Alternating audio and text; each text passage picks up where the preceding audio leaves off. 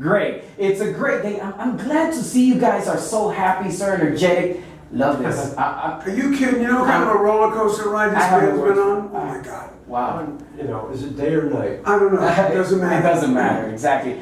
Quickly, in Spanish, vamos a hacer una entrevista con los chicos de Aerosmith, pero lo vamos a hacer en inglés y luego vamos a pasarlo al español. What I'm saying is, everything is going to be in English, and after the show, well, after you guys, we're done with the interview, we're going to do it in Spanish. Beautiful. Great. So, welcome to Costa Rica. It's the third time you're coming to Costa Rica. How does it feel? How are you guys? I've been here like 2 other times, but I snuck in.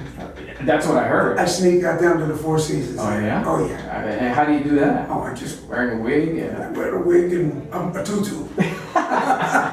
Great. Let's talk about music from another dimension. By the way, I love the name of the album. How do you guys come up with these names? Is it you guys or someone comes and says, this is what it has to be? Somebody says something and we take ownership. Right. So, music from another dimension. Why music from another dimension? I mean, because it's the first album we've done together as a band. Yeah. So we got together and we realized, oh my God, all the time we fight because of the things we say to each other, but we speak the same language in music. Exactly. So that kind of music.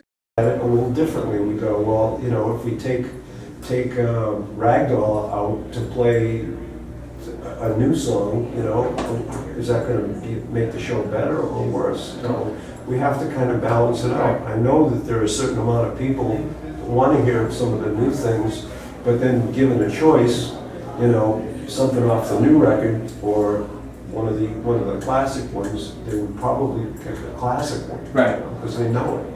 But we have to keep the thing fresh. Of course. I mean, we don't just knock off a record and just go, okay, here's our new record. We're going to play, you know, all the old stuff. I mean, we still, for our own energy, we have to play at least a couple of songs off the new. Great.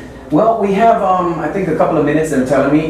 Let's talk real quick about, I read that you're planning on working on a solo album. What I was really interested in about this whole article that I read is that you're planning on working or taking a little more risk when it comes to your music, that you're planning on working with artists like Deadmau5, right? Deadmau5 or Deadmau5 as they would call them. Is this true? And if it is, how? Why? I don't know how and why. It's just fun to make music. Okay. There's a bunch of people that want to make music with me too, and I just want to rock out with them.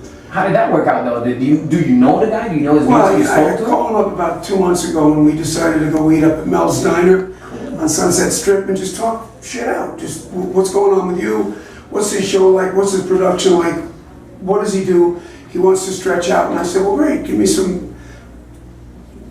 what do you got? And we said, well, we won't know until we get in the studio. So I haven't done that yet, but it's fun. Right. It's gotta be fun. Of course. I mean, it's ridiculous fun when we get together with the Aerosmith guys, It's like, it's just what comes out of it always amazes me.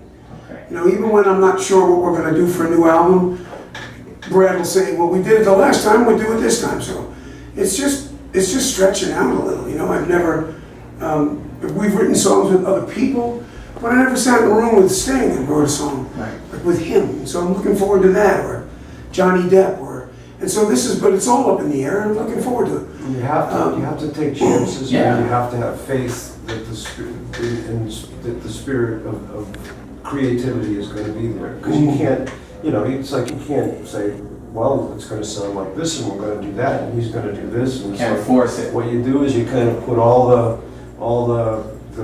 elements together, that stuff, and when so it was the direct lineage. So the only problem was there was no guitars on it. Right.